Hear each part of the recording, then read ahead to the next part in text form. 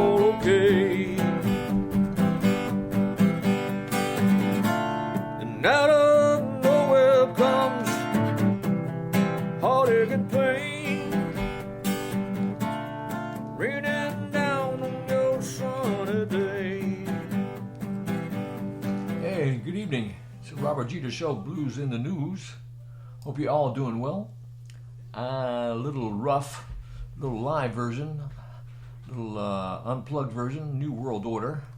Yeah, that's what we're fighting against. I'm fighting against the New World Order.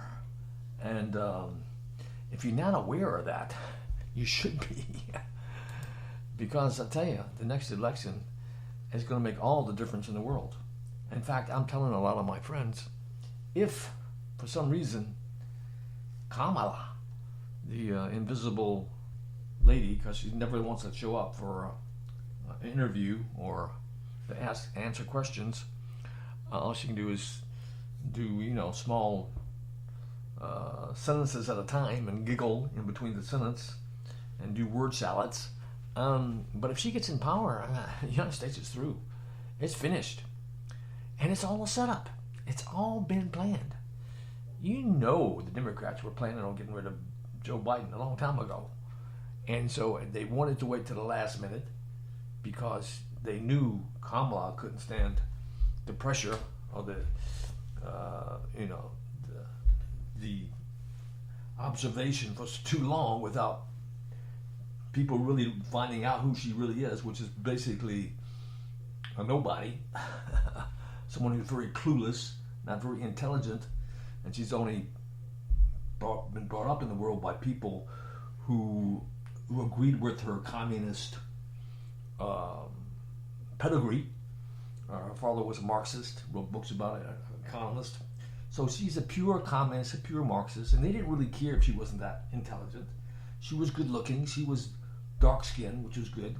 So she had those good qualities. As long as she didn't have to speak too much, they thought, then, we could push her in power. And of course, Obama's behind all this. Obama is really the kingmaker. Obama is really controlling everything, him and his henchmen. And they want to bring down the American system. They want to bring down democracy.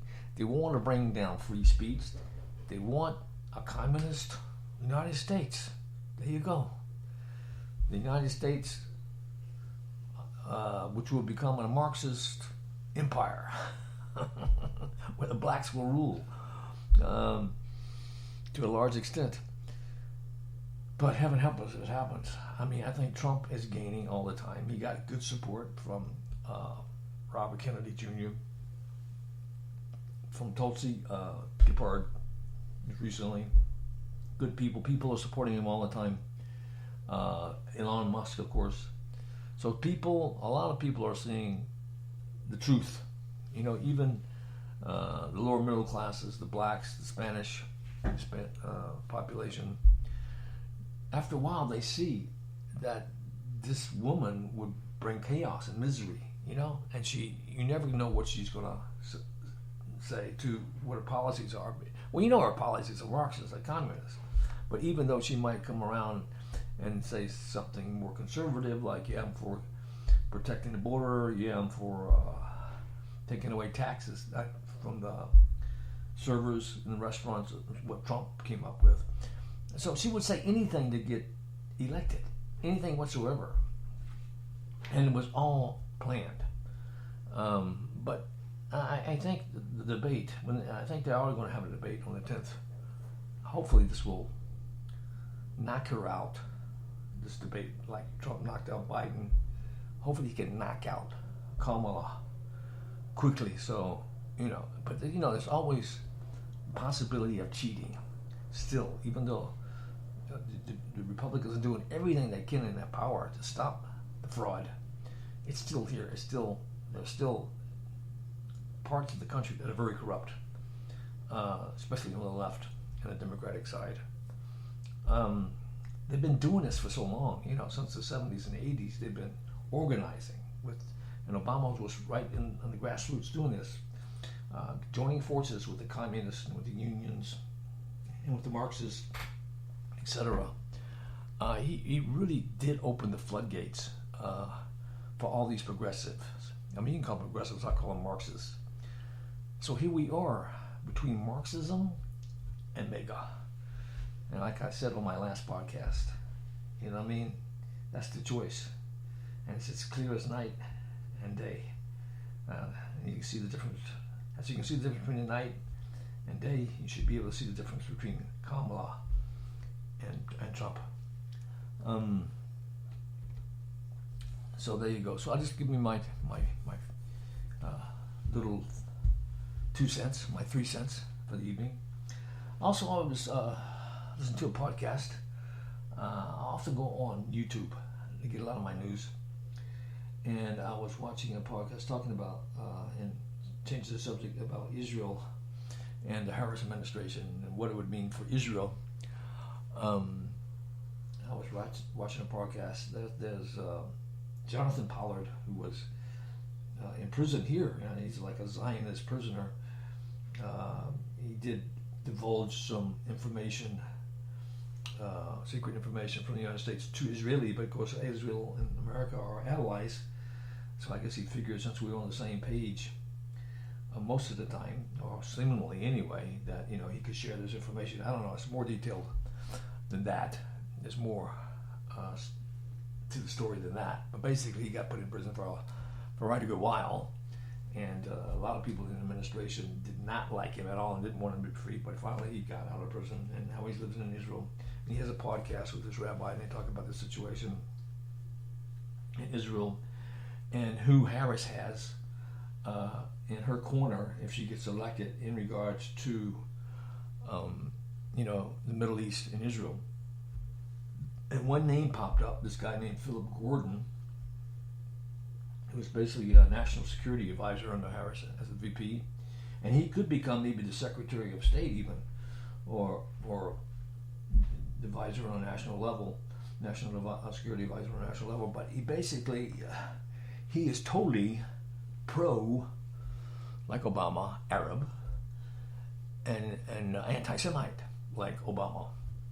And he wrote a book called "Winning the Right War," which, according to Jonathan Pollard, it's more similar to Mein Kampf than anything else. And basically, he was saying that that U.S. caused terrorism, that really the Arabs are good guys, and they believe in democracy and free speech, which is not true. But he said they're really good guys, but because the West has abused them and looked down upon them, they become very angry, and that we have helped build these terrorist cells by illegally detaining them, even during the time of war. You're going to detain ISIS member or a jihadist, and we shouldn't do that. Give me a break. Of course, he doesn't want Israel to defend itself. Heaven forbid they do anything aggressive against their enemies. And our soldiers, he says, should be punished for being disrespectful to the Arabs. So he said we should assure Iran. He wanted Obama, and I think under Obama they did this. They assured Iran that the U.S. would not attack under any circumstances. This is Iran now, which is almost ready to build its nuclear weapon. And they could never support the protest against Iran. And so people were wondering, remember all the protests that was going on in Iran that comes up, but especially there was a big protest when Obama was in power, and we said nothing. And people wondered, why didn't Obama speak up against these protests? There were so many people on the street, and they could have easily taken over the regime from these evil mullahs, but he just said nothing because, upon Philip Gordon's advice, now you can't support these terrorists. You can't support these protesters. You have to support the terrorists. And so it's upside down. We live in an upside down world because they are really Muslim sympathizers. They are really on the side of the Muslim Brotherhood. They're really on the side of Iran. They are not on the side of America. They are not on the side of the U.S.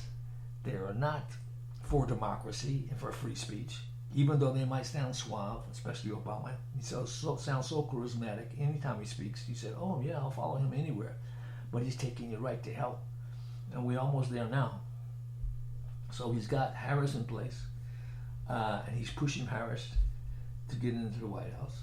And if she does get into the White House with this guy, Tim Walz, who's just as bad, if not worse, another Marxist, he's been to China over 24 times. He praises China all the time. We will be more or less a pansy for China and for Iran. We will be, a banana republic, a Marxist state. And it'll be the end of the United States of America as we know it. And once you make that change, you'll never come back. It's too late. When you cross the Rubicon, it's too late. And if we get Harris in power, if Harris becomes president, there's no turning back. So heaven help us if that happens. So with that, stay positive and vote for the right person. Vote for the right person. Vote for democracy. Vote for truth. Vote for liberty. Vote for justice. Vote for the Constitution. Vote for our sacred history. Vote for God. They want to kill God. Vote for what's noble and what's righteous. Don't vote for communism. Don't vote for Marxism, because every time it just means misery and death and destruction. And with that, I'll sign up for the evening. I hate to sound so dire, but I'm giving you a warning. Anyway, this is Robert Jeter. You're on the Blues in the News show. And remember, love and peace is the answer, and hate is the enemy.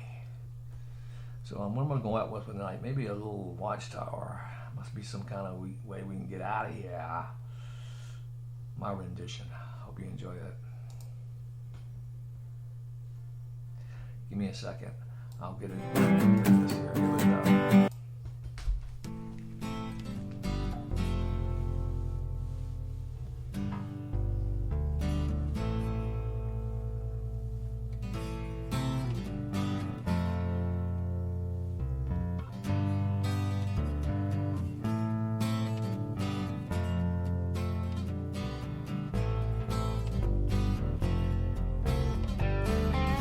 There must be some kind of way out of here, said a joker to the thief.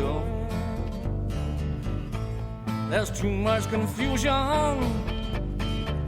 how can I get no relief?